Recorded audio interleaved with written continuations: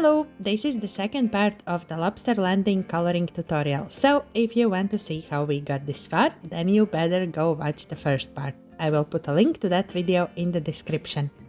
Now first I want to make all the layers neat, so I group the paper layer and name all of them.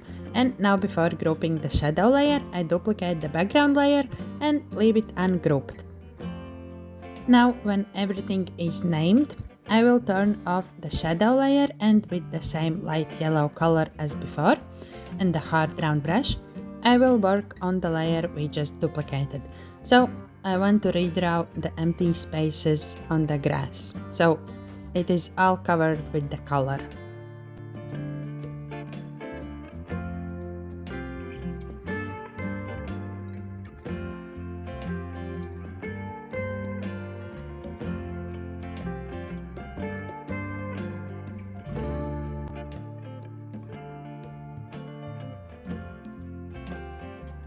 When that is done, I will show you how you can make a color palette in Procreate from the tutorial pages in my coloring page bundle. So you open the tutorial folder, choose which drawing you want to work with, then you can read how I would color it with watercolor step by step, and pretty much it is the same that I would do in Procreate.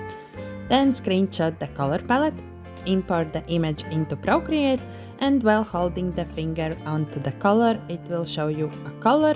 You can either do this technique onto the palette or on the building itself.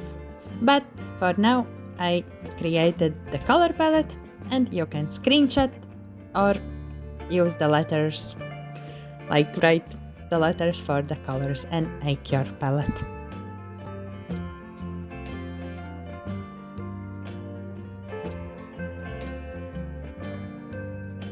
I will be working with Lisa Glanz aquarelle brush set, but use any brush that you have. So first let's work on the background. I will use the round brush from her set, and I will make a new layer for the sky, new layer for the grass, and new layer for the pavement. And then with the biggest brush size, I cover the sky with the light blue, the grass with green, and the pavement with the last color in the palette. I made them all on separate layers because it will be easier to add details later. When all that is done, make the background layer white, and then all those 3 layers you just drew make as clipping mask. And now our background is pretty with straight edges.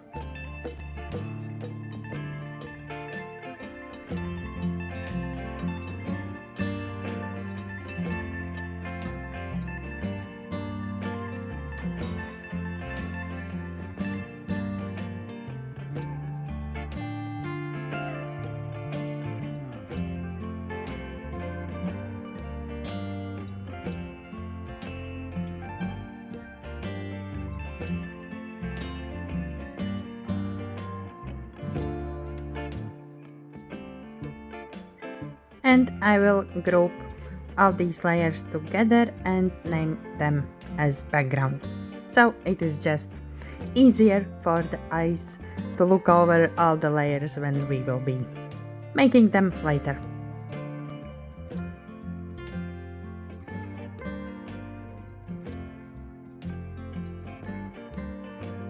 Now I will be making a new layer for each color, and I want them all to be on top of the background layer but under the shadow and outline layer. So all the browns will be on a new layer, all the red will be on a different layer, etc. And for all the flat colors, I am just using the same round brush. And how can you know what color to use? You can again use the tutorial pages and see what's what, or just go wild and color how you want. But for now, I will tell you what I'm doing. So with the light brown, I want to color in all the wooden pieces, like the flower boxes, plants, windowsills, these wooden frames on the signs. So yeah, all the wooden parts I want to be light brown.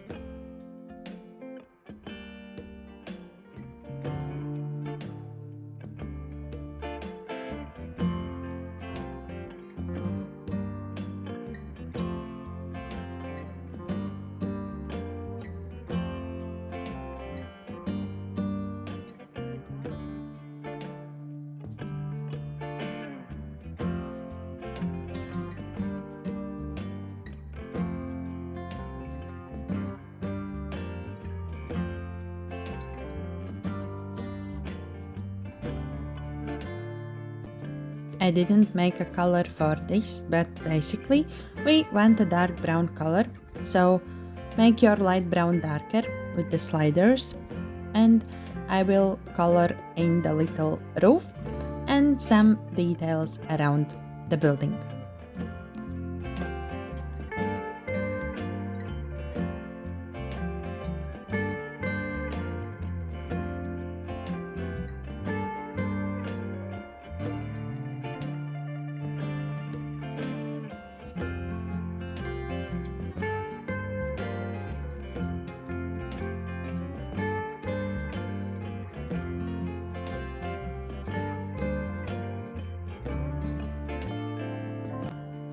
Now with the green color, I will color in all the greenery. And I try to color in one go and not lift the pencil while inside the lines. So, for example, for the big bush, I will try to color it in one go so I don't have to smudge the overlapping lines. But if you like that kind of look, go for it. Or if you don't like, then you can smudge it out.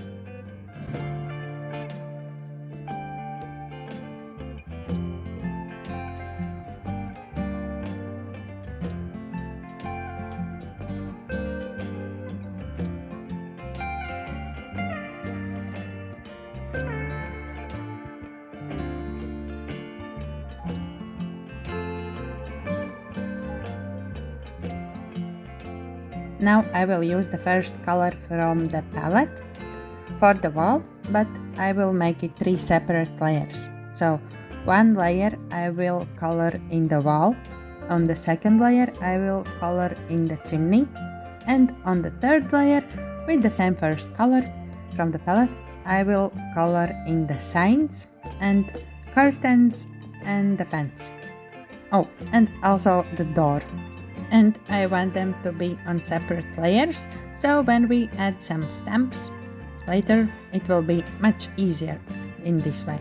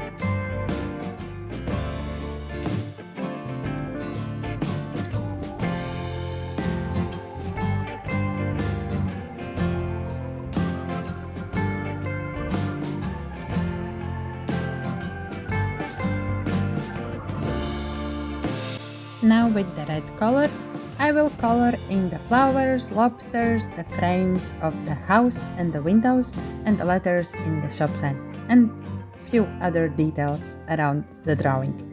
I will also add few dots shaped like flowers in the big bush. And don't worry that it doesn't look seen now.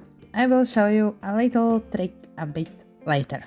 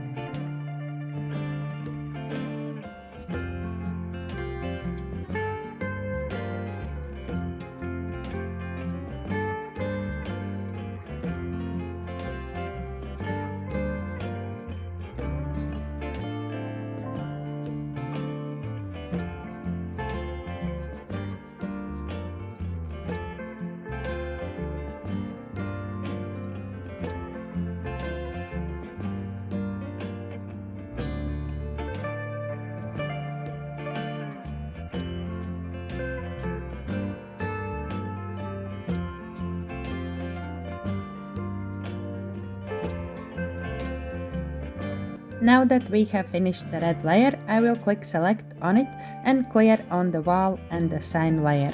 What it will do, it will erase all the red color pixels from those layers, and the same I will do with the green. Click select on red layer and clear on the green layer, and you will see how it erases the flower parts from the bush, so now we can see them very clearly.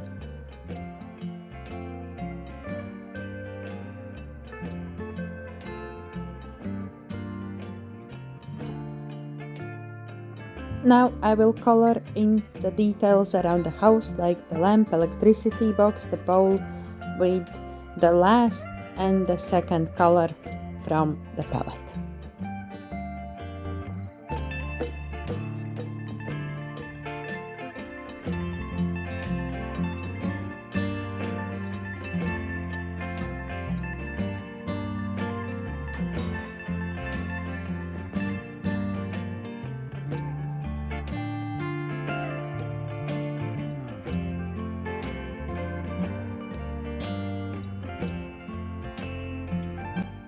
With the yellow color, I will color in the doorknob and the lights, and I will also use this blending bloom accent brush and add a little bit of shine from the lights.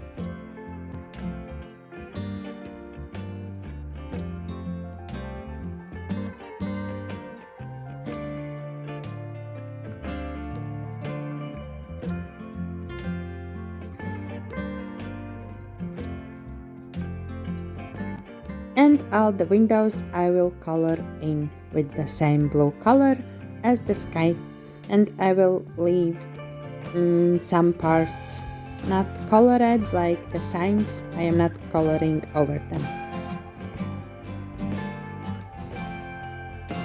We are gonna work on details more, but I just want to show you how it will look with the shadow light layer at the moment. So make it all that multiply, and you can see the difference. Now what's next? So I want to make everything to have more texture and dimension. Now I will make multiply layers for everything. So now I will work on the wall. I make a new layer on top of that and make it multiply and clipping mask, and then add some stamps. When I am happy with the look, I will merge the layers together, and then I will make a new multiply layer, but not as clipping mask. Then the color will be more saturated, and I will add some more accents on the wall. And I use a lot of colors from the palette, just make them a bit darker if needed. And I will do this with everything. So if you want to use stamps, make the layer as clipping mask. If you use a brush that you control where it goes, then just leave the multiply layer as is. Also, while you are darkening some parts that you want to darken, keep in mind where the light source is. So in this case, in my drawing, it is on the left side. So I will darken the parts that are on the right side. Yeah. Well, you will see with the door.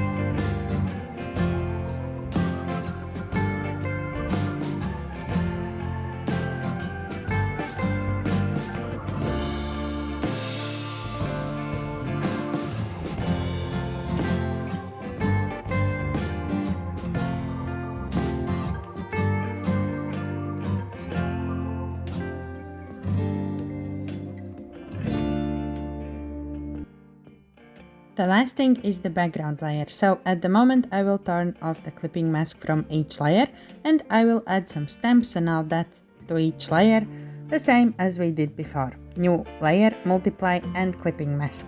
And when I am happy with how it looks, I will make the background how it was before, with clipping mask, the sky, the grass and the pavement layer to the background, and then merge all of them together.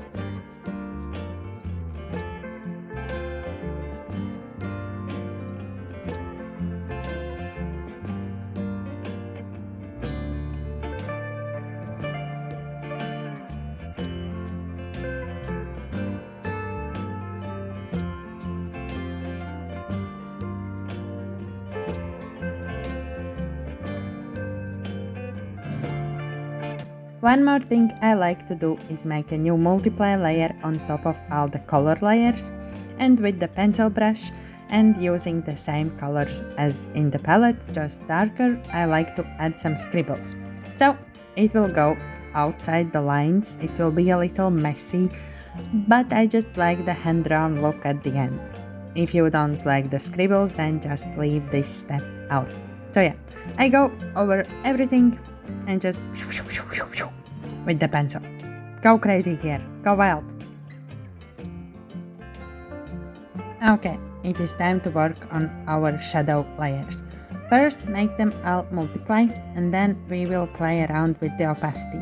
The light yellow layers will make everything look a bit sunlit. If you want like a sunset vibe, then change the yellow to red or pinkish color. As you can see, I am turning the opacity down quite a bit.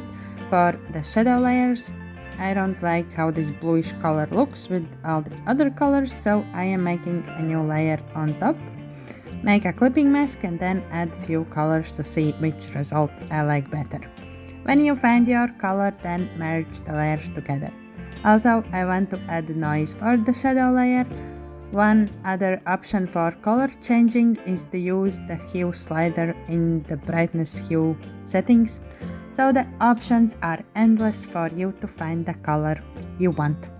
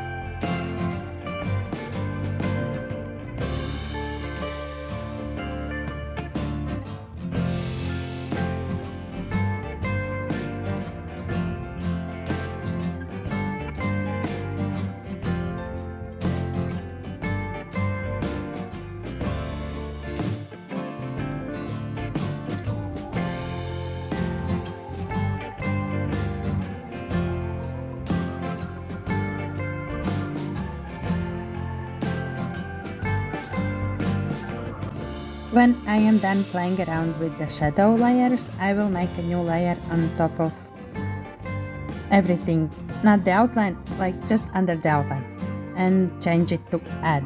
And now we will add highlights. So add some splatters all around. Also with the pencil brush I go over everything and add the sunshine on the left side of the objects, because that's where the sun is shining the most on them. And I will also add few highlights in the windows, but I will make a new layer, also change it to add, draw a few brush strokes and blur them so they are not so harsh.